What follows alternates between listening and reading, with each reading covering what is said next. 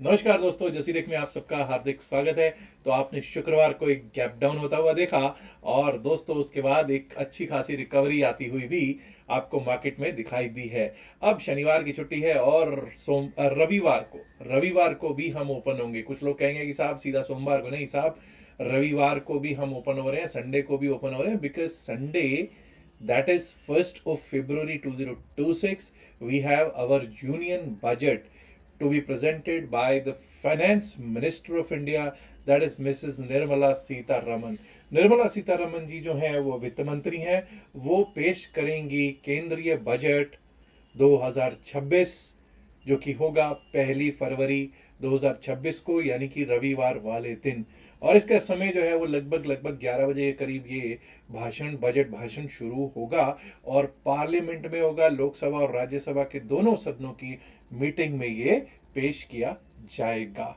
आपने देखा शुक्रवार वाले दिन एक गैप डाउन ओपनिंग हुई। गैप डाउन ओपनिंग पे मैं हमेशा ही कहता हूं कि अगर कोई बड़ा गैप डाउन ओपन हो जाए तो वहां से शॉर्ट करने की गलती कभी नहीं करनी चाहिए। किसी बाउंस पे देखेंगे, लेवल टू लेवल देखेंगे, और आज हमको ऐसा ही कुछ देखने को मिला, उस पर चर्चा करेंगे और किस तरह से आगे बढ़ सकती है अब मार्केट, उस पर एक एक पॉइंट पर चर्चा करेंगे। चलिए जरा देखते हैं कि अब की स्थितियां क्या हैं, हालात क्या बने हुए हैं। निफ्टी 50 का चार्ट आपके सामने मैंने लगाया है। निफ्टी 50 के चार्ट पे हमने कल बात क्या की थी। देखिए, कल से अगर बात करेंगे तो मुझे लगता है लगभग 150 पौने 200 पॉइंट नीचे हम आज ओपन होते हुए दिख रहे थे। और गैप डाउन ओपनिंग, भयंकर गैप डाउन ओपन हुआ और उसके बाद आप देखिए हमारा जो 25,247 का लेवल था उसके आसपास ओपनिंग हो रही थी और वहीं से एक अपसाइड का रुख मिला जो 25,300 302 तक लेके जाता। उसके ऊपर टिक रहे थे। आप चेक कीजिए 302 के ऊपर यहां टिके थे क्या? नहीं टिक पाए। एक कैंडल ऊपर क्लोज करती थी, एक नीचे, एक ऊपर एक नीचे, और हम जब नहीं टिक पाए तो वही 25,300 302 हमारे लिए रेजिस्टेंस बन गया। एंड माय डियर फ्रेंड्स, फिर उसके बाद वो रेजिस्टेंस कब टूटा? वो 1:45 के बाद टूटा और ऐसे टूटा कि हमको 25,302 से 25,350 तक का लेवल देखने को मिल गया। लेकिन हमने क्या बात की थी कि अगर 25,350 के नीचे हम चलना स्टार्ट करेंगे, यानी यहीं पर भी बड़ा रेजिस्टेंस है भाई, 25,350 से हम नीचे की ओर आ सकते हैं, और वही 25,320 25,320 पे हमने क्लोजिंग दी। अब मार्केट में आज गैप डाउन में क्यों नहीं कुछ करना था? क्योंकि साहब जो शॉर्ट करके गए होते हैं ना, वो इतने अच्छे पॉइंट्स अगर सुबह सुबह उनको मिल रहे होते हैं, वो चुपचाप वहां पे बुक करते हैं, वो वहां पर चुपचाप बुक कर लेते हैं। और फिर यहां से जब शॉर्ट्स कवर करेंगे तो थोड़ी सी शॉर्ट कवरिंग आएगी, नथिंग एल्स। अब इसके आगे बढ़ते हैं और जरा देखते हैं कि क्या कारण रहे। कितने स्टॉक्स आज एडवांसेस में थे और कितने डिक्लाइन में? 25 एडवांसेस 25 डिक्लाइंस, बराबर बराबर दिख रहा है जी। लेकिन फिर भी 98 पॉइंट डाउन, फिर भी 98 पॉइंट डाउन। जबकि जब आप देखोगे गेनर्स में तो आपको पता चलेगा, गेनर्स में बड़े मेजर स्टॉक्स में रिलायंस इंडस्ट्रीज जैसा स्टॉक ग्रीन में दिख रहा है, इंडेक्स मूवर अपवर्ड में दिखाई दे रहा है, स्टेट बैंक ऑफ इंडिया भी साथ में दिख रहा है, आईटीसी अगेन बड़ा स्टॉक है, और नेस्ले नतीजों के बाद नतीजों का असर वाली कहानी है, ये नेस्ले नतीजों वाला असर है। और महिंद्रा एंड महिंद्रा सबसे अच्छा आज चल ही रहा था। अब अगर बात करूं आज के टॉप गेनर्स की, टॉप गेनर्स में Nestle, Tata consumers, Apollo hospitals, Mahindra and Mahindra, ITC दिखाई पड़ रहे थे। और दिक्कत कहाँ है जी? हिंडाल्को 6% के करीब टूट रहा था, टाटा स्टील भी टूटा है, कोल इंडिया भी टूटा है, और टूटा है ओएनजीसी, और आईसीआईसीआई बैंक भी लगभग 2% टूटा है। दोस्तों, डाउनवर्ड की जो मूवमेंट दे रहे थे उनमें आपको दिखाई देगा आईसीआईसीआई बैंक और एचडीएफसी बैंक, दोनों भाई रेड में दिख रहे हैं। और यही कुछ कारण था कि आज हम गैप डाउन के कारण भी कुछ ऐसा ही दिख रहा था। हिंडाल्को भी पिट रहा था, टाटा स्टील और इन्फी भी ड्रैगर्स में ही दिखाई पड़ रहे थे। अब ऐसा करते हैं, यहीं से हम चलते हैं बैंक निफ्टी की ओर। निफ्टी बैंक, क्या स्थिति है जी बैंक निफ्टी की? ये देखिए साहब, बैंक निफ्टी में हम गैप डाउन ओपन हुए और बैंकिंग के कारण ही आज हमको पूरे मार्केट में दिक्कत देखने को मिली है। हम कहाँ कल बातें कर रहे थे साहब ऑल टाइम हाई पे ऑल टाइम हाई लगेगा, और आज देखिए क्या सिचुएशन हुई। हमने कल के जो लेवल्स दिए थे वो यही थे कि 59,782 के नीचे 59,662 और नीचे था 59,507। चेक कर लीजिए साहब, 59,507 59,500 पे किस तरह से सपोर्ट बना रहा। 59,507 के नीचे एक भी कैंडल क्लोज नहीं हुई है। वहीं से सपोर्ट लेके वापस, और शुरुआत में भी अगर हम देखेंगे तो उसके आसपास ही ओपनिंग हो रही थी, गैप डाउन ओपनिंग हो रही थी, शॉर्ट कवरिंग आई और शॉर्ट कवरिंग में एक बार को हम लोग 59,906 तक ऊपर की ओर जरूर जाते हुए दिखाई दिए। फिर तो कुछ देर टाइम स्पेंड किया इसने, और बाद में जब टूटे, लगभग 12 साढ़े 12 के करीब टूटा, और टूट के फिर ये फिर से इसने 59,500 501 का लो लगाया, 59,501 का लो लगा, और वहीं से बाउंस दिया जो कि हमको लेकर गया अपसाइड पे 59,800 की और 59,800 की, और क्लोजिंग दे दी इसने 59,610 पे, 59,610 पे। अब ये देख लीजिए कि क्या निफ्टी मिड कैप में भी कुछ ऐसा ही देखने को मिला है। निफ्टी मिड कैप में क्या हुआ साहब, यहां पर भी गैप डाउन हुआ, लेकिन मिड कैप निफ्टी तो मिड कैप निफ्टी है, ये तो जब चलता है तो आपको पता है किस तरह से चलता है। इसने अपने सपोर्ट और रेजिस्टेंसेस दोनों को टेस्ट किया। हमने कल बात की थी एक सपोर्ट की 13,350 की, पहले 5 मिनट में देखिए साहब 13,350 से 13,273 लगा के आया, हमारे नीचे के लेवल लगभग लगभग पहले 5 मिनट में ही आ गए साहब। लेकिन आप फर्स्ट 5 मिनट्स में देखिए विक कितनी शानदार है, शानदार विक, यानी कि नीचे से भाई बहुत ही शानदार बाइंग आ रही है। और बाइंग क्या आई, फिर से हम पिछले दिन के हाई को तोड़ा, 13,433 को तोड़ गए, तोड़ने के बाद 13,462 तक का हाई लगा है, 13,433 तक का हाई लगा, और उसके बाद आपको पता है कुछ देर स्पेंड किया वहां, टाइम स्पेंड करने के बाद फिर से 13,350 को एक बार तोड़ के नीचे गया 13,315 1316 की तरफ, और क्लोजिंग इसने जो दे दी वो दे दी 13,400 पर, 13,400 पर क्लोजिंग दी है। Average closing Nifty mid cap की बहुत शानदार आई है। फिर निफ्टी भी देख लें, उसके बाद सेंसेक्स पर चलेंगे।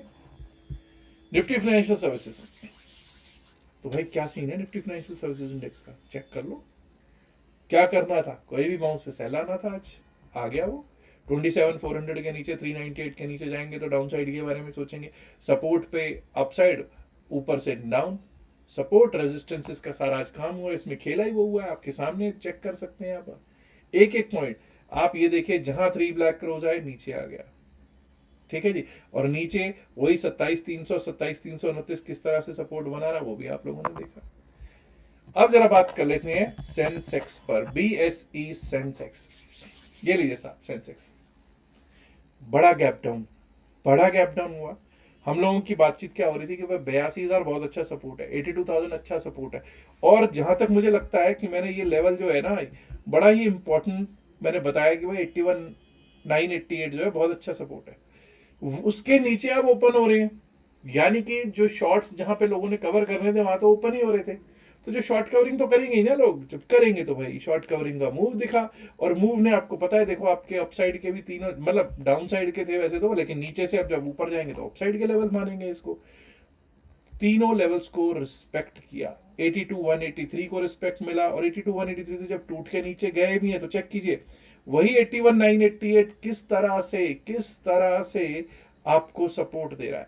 एक भी कैंडल, हालांकि ठीक है 81,941 का आज लो है, उसके आसपास हम ओपन हो रहे हैं, वहीं पे ओपन हो रहे हैं, आप एक भी कैंडल बता दीजिए जो 81,988 के नीचे क्लोज हुई हो 5 मिनट की, there is not even a single candle that has closed below 81,988। This is the power of levels, ये है लेवल्स, और वहीं से आपने सपोर्ट लेके, आपको मालूम है 1:30 बजे के बाद एक मूव आया जो कि हमको 82,390 82,400 तक लेके गया। अब कुछ लोग कहेंगे साहब 82,390 के ऊपर क्यों नहीं गया, आप चेक करो साहब, 82,390 के ऊपर लेवल है हमारा, बिल्कुल है, लेकिन क्या लेवल के ऊपर कम से कम 2 कैंडल भी अगर क्लोज कर जाती तब तो अपसाइड के बारे में सोचते, नहीं हुई, नहीं हुई, और 82,269.78 वही 82,270 के आसपास इसने क्लोजिंग दे दी। अब दोस्तों एक चीज बड़ी इंपॉर्टेंट है कि जो हमारी विक्स है, इंडिया विक्स है, वो 13.7 के आसपास है, 13.7 के आसपास इंडिया विक्स का मतलब है कि भाई वॉलेटिलिटी बनी हुई है, और वॉलेटिलिटी आप लोगों को आप पिछले 4-5 दिन से दिख भी रही है, वॉलेटिलिटी बनी हुई है तो भाई उसमें पैसा लोगों को बनता भी है, नो डाउट अबाउट इट, लेकिन एक और चीज होती है, वो क्या चीज है, स्टॉप लॉसेस भी हिट होते हैं। अब यहां देखिए एक पैटर्न देखिए क्या है, 4 कैंडल्स, पिछली 4 कैंडल्स ग्रीन है, कोई गैप डाउन करवा लो तब भी ग्रीन हो रही है, यानी कि कोई भी डिप पे बाइंग कैसे कह सकता हूं, ये भी नहीं कह सकता ना कि किसी डिप पे बाइंग, क्योंकि टेक्निकली अगर हम देखेंगे तो भाई 50 डेमा, 100 डेमा, 200 डेमा के ऊपर है, लेकिन 100 डेमा के नीचे है। कोई भी बाउंस एक सेल की अपॉर्चुनिटी है। कैंडल्स ग्रीन बने, रेड बने, वो एक अलग मसला रहता है। 3 व्हाइट सोल्जर्स पैटर्न बन गया था ना, 3 व्हाइट सोल्जर्स, तो भाई उसके हिसाब से तो आज हम उसको और ऊपर जाना चाहिए था, लेकिन हमको नहीं भूलना चाहिए कि हमारे एक्सपोनेंशियल मूविंग एवरेजेस क्या कह रहे हैं। दिक्कत भरा सबब अभी भी बना हुआ है निफ्टी 50 पे, और ये जो 4 कैंडल्स आपको ग्रीन दिख रही है ना, हो सकता है दैट दिस इज जस्ट एक तो एक्सपायरी का मोड जो था पिछले 2 दिन का, 3 दिन का, उसका, और अगली चीज ये बजट रिलेटेड हो सकता है। लेकिन जब हम बैंक निफ्टी को देखते हैं, निफ्टी 50 को तो आपने देख लिया भाई दिक्कत भरा सबब है। बैंक निफ्टी को जब हम देखते हैं तो यहां पर क्या कुछ अलग है, चेक कीजिएगा जरा, यहां पर क्या अलग है। Let us understand what is different. नौ डेमा के भी ऊपर, यानी कि बैंक निफ्टी अभी भी ताकत ताकत ताकत दिखाता हुआ, पूरी मार्केट में अगर कुछ तेज चल रहा है, कुछ ताकतवर है, स्ट्रेंथ है, तो वो है बैंक निफ्टी में। क्या फिन निफ्टी में भी ऐसी ही ताकत है, या ये सिर्फ निफ्टी बैंक की ही कहानी है? फिन निफ्टी की जब हम बात करते हैं तो इसमें वैसी ताकत तो बिल्कुल भी नहीं है। वैसी ताकत बिल्कुल भी नहीं है। क्यों नहीं है भाई? आपके सामने है, क्योंकि आपको मालूम है कि 50 डेमा अभी भी ऊपर है, हम 50 डेमा के नीचे है, 9 डेमा भी 50 डेमा से नीचे स्थित है। तो भाई Nifty fin service is again weak. Nifty mid cap की क्या कहानी है?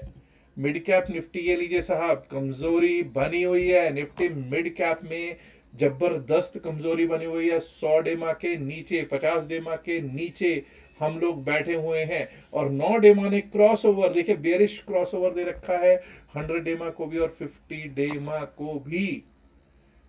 भर भयंकर भयंकर आपको यहाँ पे दिख रहा होगा कि आपको यहाँ पर कमजोरी दिख रही है। लेकिन एक चीज यहाँ पे थोड़ा सा चेक कीजिए, 3 ब्लैक क्रॉस बने थे, और चौथा भी 3 व्हाइट सोल्जर्स, माफ कीजिए मैंने 3 ब्लैक क्रॉस हो दिया, 3 व्हाइट सोल्जर्स बने, बिल्कुल डेली टाइम बराबर बने।